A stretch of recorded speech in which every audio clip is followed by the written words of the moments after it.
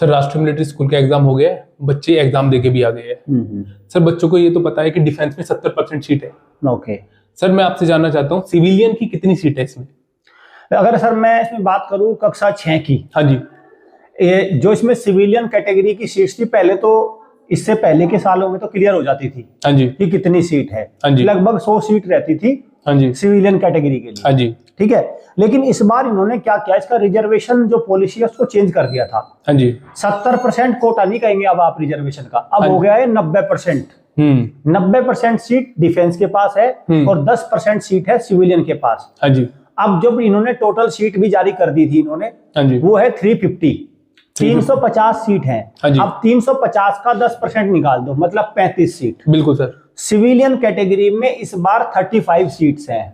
अब कई बार बच्चे ये भी पूछते हैं कि गर्ल्स की कितनी है, बॉयज की कितनी है। हाँ जी सर आप क्या करो, 35 में, हाँ जी, पांचों राष्ट्रीय मिलिट्री स्कूल की बात कर रहा हूं मैं, बिल्कुल 35 का भी 10% कर दो गर्ल्स के पास, 3.5 सीट।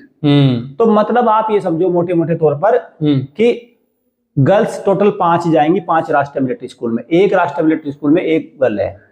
एक तो ये वाली बात हो गई हाँ जी सिविलियन कैटेगरी से। बिल्कुल ठीक है, और उसमें भी जनरल, ओबीसी, एससी, एसटी, ये 5 कैटेगरी 5 सीट है गर्ल्स की। हाँ जी ठीक है, पांचों में।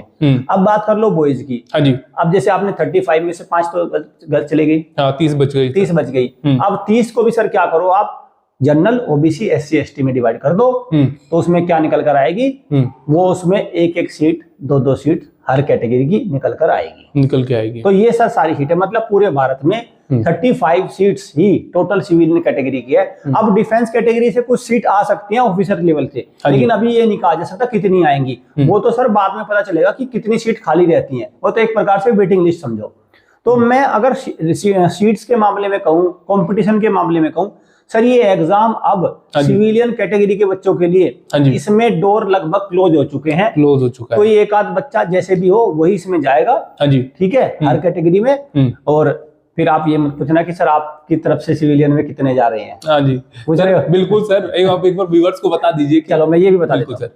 भारत में हमने तो 47 बच्चों की लिस्ट जारी कर रखी है। बिल्कुल sir. Highest percentage wise selection ratio निकल कर आएगा सिविलियन कैटेगरी में भी हमारा। अब मैं ये नहीं कह सकता कितने आएंगे, लेकिन हाईएस्ट रहेगा। वो तब पता चलेगा मुझे जब वो पूरा भाई आ जाएगा ना, कट ऑफ वगैरह निकल जाएगा ना, वो 47 सीट में से ही उसमें से दिख जाएगा जो हमने जारी कर रखे। सिविलियन कैटेगरी में भी हाईएस्ट रहेगा, और आपने पता ही है डिफेंस में तो हमने सारा रिकॉर्ड बना दिया, इससे बड़ा रिकॉर्ड तो नहीं हो सकता। 70% सिलेक्शन रेशियो के साथ हाईएस्ट सिलेक्शन रेशियो है आपका कक्षा 6 में भी, और कक्षा 9 की भी अगर मैं बात करूं तो लगभग 20% के आसपास सिलेक्शन रेशियो उसमें भी निकल कर आ रहा है आरएमएस में कक्षा 9 में।